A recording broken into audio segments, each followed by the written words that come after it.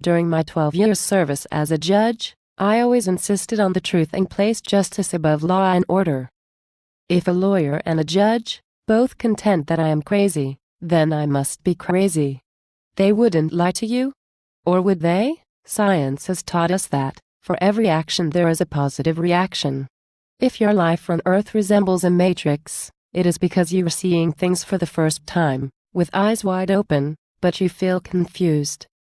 My hope is to help you make sense of it all, which will require you to wash your mind clean of the brainwashing you were subjected to by our government-controlled public schools and churches, and re-educate yourself.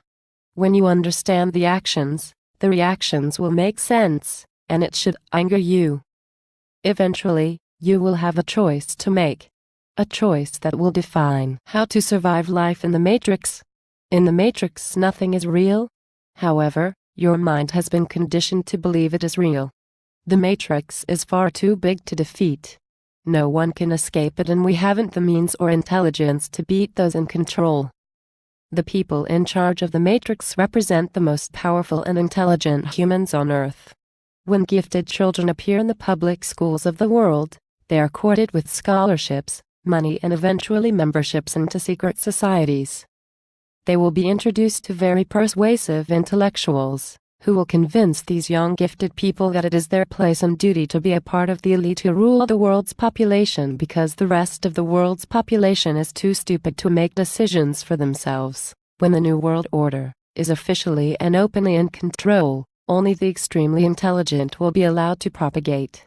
Everyone else will be sterilized or murdered through staged pandemics, used to eliminate excessive populations. Every foreign revolution, the world wars, the Depression, Prohibition, Korea, Vietnam, the Middle East conflict, and the influenza epidemic during World War I were planned and orchestrated by these people. The Constitution of the United States was written in secret by the Founding Fathers and was never presented to the colonists for a vote. Surely, any document is important, as this demanded the approval of the people it governed. Well, it wasn't presented for a vote because the Constitution wasn't created for we the people. It was created by and for the Founding Fathers, their family, heirs, and their posterity. The Constitution is a business plan, and any reference contained within it that appears to be the safeguard of a right is there because none of the Founding Fathers trusted each other. The safeguards were intended to prevent anyone or group of them from cutting out the others, proving that there's no honor among thieves. When government shapes and controls a mind, it's called brainwashing. Brainwashing causes the subject to become functionally illiterate. In America, our functional ignorance excels in the areas of history, government, and law, which really are one and the same. 98% of the officials in public office are lawyers, and these so-called representatives set policy and create the laws that govern this society.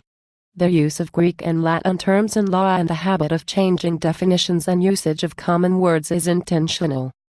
The intent is to confound and confuse the general public and to hide the treason they are implementing, and so that members of the public are forced to hire a lawyer out of frustration, rather than try to represent themselves in our fictional courts of law. How many times in your life have you heard, "You can't practice law without a license"?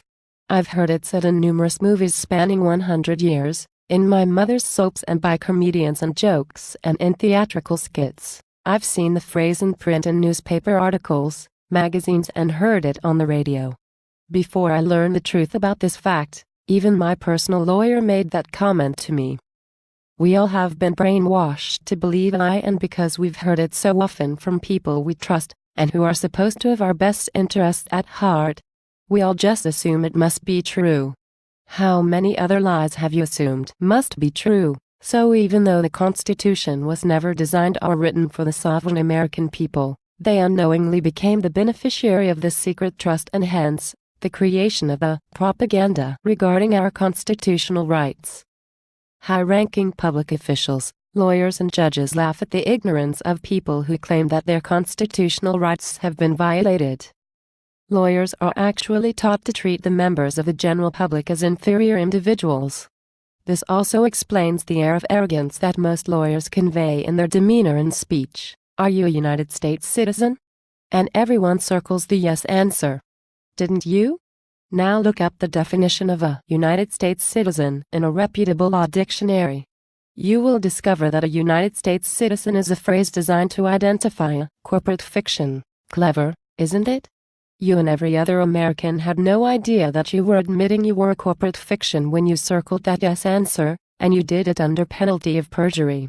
The police officer who arrests you has been brainwashed into believing that he is doing the right thing, when in fact he is nothing more than an armed slave acting as a henchman and hired to bully and intimidate all other slaves into submission of the master's will.